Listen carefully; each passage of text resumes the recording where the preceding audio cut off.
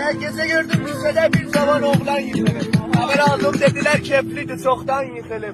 Ya ki kuşbazdı çıkıp kuş tuta damdan yıkılır. Biri kışkırdı dedi yok yolda çok atır yıkılır. Yavaş yoksa derya suyun neynirem. Gül olmasa bağırmanı ben neynirem.